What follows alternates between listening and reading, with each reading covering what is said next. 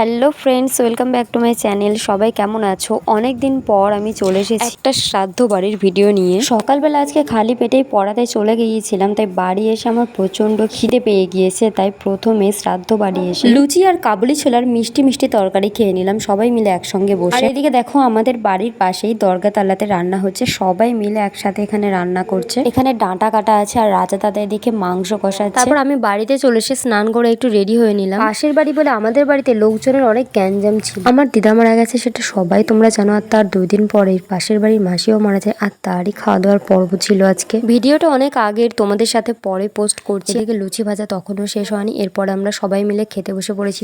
দুপুরের মেনুতে আছে সাদা ভাত, 5 তরকারি আর সবজি দিয়ে মুগ ডাল রান্না, আর ছিল চিকেন। ফার্স্ট টাইম আমি চিকেনটা মনের মতো পিস না পড়ার কারণে সেকেন্ড টাইম একদম মনের মতো পিস পেয়ে গেছি। শেষ পাতে ছিল রসগোল্লা। আর খাওয়ানো হচ্ছে আমাদের দরগা তালাতেই। দেখো এখনো কত লোক খাচ্ছে। রাতের বেলা আমরা সবাই মিলে মিলাদ শুনে মাসির আত্মার শান্তির জন্য কামনা করলাম। বড় ভিডিওটা অলরেডি চ্যানেলে আপলোড আছে, গিয়ে দেখে এসো।